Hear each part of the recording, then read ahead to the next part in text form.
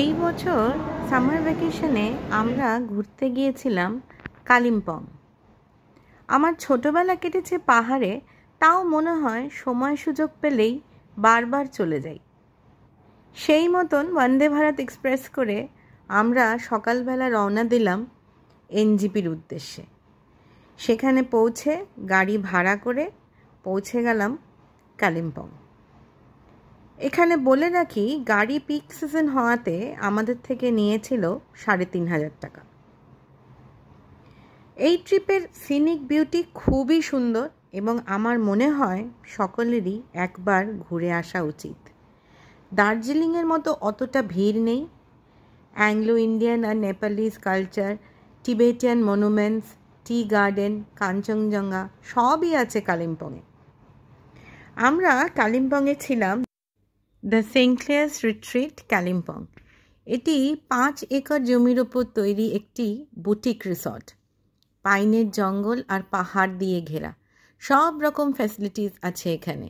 Outdoor swimming pool, fitness centre, spa, সব রকমের indoor games এবং বাচ্চাদের জন্য প্লে এরিয়া। এবং এদের যে রেস্টুরেন্ট গোল্ডেন ওক, সেখানে সব রকমের কিউজিন অ্যাভেলেবল। আমরা ডিনার সেরে চলে গেলাম ওদের রিসেপশনে। সেখানে পরের দিনের সাইট সিইংয়ের একটা প্ল্যান ওরাই আমাদেরকে করে দিল। বলে দিল গাড়ি আসবে সকাল ৯টা নাগাদ। এখানে বলে রাখি, পুরো রিসর্টটাই ওয়েল কানেক্টেড লিফট দিয়ে। সাথে বয়স্ক লোক বা বাচ্চা থাকলে খুব একটা অসুবিধা হবে না।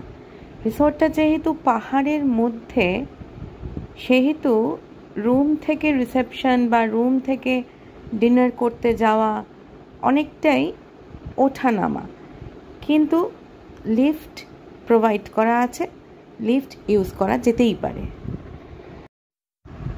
পরের দিন সকালবেলা ব্রেকফাস্ট করে আমরা বেরিয়ে পড়লাম সাইট সিইংয়ের উদ্দেশ্যে। সবার প্রথম আমাদের গন্তব্য ছিল doctors crumbs house boarding school. এটি কালিম্পংয়ের খুবই ফেমাস একটি স্কুল। ডেলো হিল যাওয়ার পথে আমাদেরকে এটা দেখানো হলো। খুবই সুন্দর একটি ব্রিটিশ আর্কিটেকচার, চারিদিক সবুজে মোড়া, বিভিন্ন রকম ফুল এবং খুবই শান্ত একটি পরিবেশ। কিছুক্ষণ সময় আমরা ওখানে কাটিয়ে আমরা এগিয়ে গেলাম ডেলো পার্কের দিকে। ডেলো পার্ক কালিম্পংয়ের হাইয়েস্ট পয়েন্ট। ৫,০০০ ফিটে অবস্থিত এটি একটি খুব সুন্দর সময় কাটানোর, পিকনিক করার জায়গা। অনেক কিছু এখানে আছে, ল্যান্ডস্কেপ গার্ডেন, এক্সোটিক ফ্লাওয়ার্স এবং অনেক ধরনের রিক্রিয়েশনাল অ্যাক্টিভিটিস এখানে আপনারা পেয়ে যাবেন। এরপর আমরা গেলাম কালিম্পং সায়েন্স সেন্টারে। এটি সায়েন্স মিউজিয়াম। এখানে আছে science observatory, 3D movie theatre, কিছু সায়েন্টিফিক অবজেক্টস ডিসপ্লে করা আছে আর কিছু ওয়ার্কিং মডেলস আছে। এছাড়াও বাচ্চাদের খেলার জন্য সিসর, ডাইনোসরের মডেল ইত্যাদি এখানে রাখা আছে। এটি একটি খুবই সুন্দর জায়গা সময় কাটানোর জন্য। এরপর আমরা চলে গেছিলাম লাঞ্চের জন্য ক্যাফে কালিম্পংয়ে। যদিও এটি একটি ক্যাফে, কিন্তু শুনেছি আমরা যে খুবই ভালো কফি, থুপ্পা, মোমো এবং চা পাওয়া যায়। সেই জন্যই ভাবলাম লাঞ্চটা এগুলি দিয়েই সারা যাক। খুবই কিউট, কোজি ভাইব। খাবারের টেস্টও ছিল খুবই ভালো এবং ক্যাফেটির লোকেশন দুর্দান্ত। খেয়ে দিয়ে আমরা রওনা দিলাম পরের স্পটগুলি দেখার উদ্দেশ্যে। পাইন ভিউ নার্সারি একটি ট্যুরিস্ট অ্যাট্রাকশন।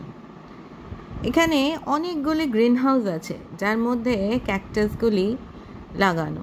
প্রচুর ভ্যারাইটির ক্যাকটাই এবং অন্যান্য অনেক এক্সোটিক গাছপালা এখানে সাজানো আছে এবং বিক্রিও করা হয়। একটি ছোট্ট কফি শ্যাকও আছে। এটা দেখে আমরা এগিয়ে গেলাম আমাদের পরের গন্তব্যের দিকে। ৪,৫০১ ফিটে অবস্থিত দূরপিনদারা হিলে এই দুরপিন মনেস্ট্রি। এই মনেস্ট্রির আরেক নাম জাং ধোক পালরি মনেস্ট্রি। মনেস্ট্রিটি খুবই সুন্দর। এখান থেকে চারিদিকের পাহাড়ের খুব সুন্দর ভিউ পাওয়া যায়। আর্মি ক্যান্টনমেন্ট হয়ে, গলফ কোর্স হয়ে তারপরে এই মনেস্ট্রিতে যেতে হয়। যাওয়ার পথে আমরা দেখে নিয়েছিলাম মর্গ্যান হাউসও। একটি কলোনিয়াল আর্কিটেকচার তৈরি করেছিলেন জর্জ মর্গ্যান 1930 সালে। এখন এটি ওয়েস্ট বেঙ্গল গভর্নমেন্টের ট্যুরিজম প্রপার্টি। সেটি দেখে আমরা সেদিনকার মতন আমাদের সাইট সিইং শেষ করলাম।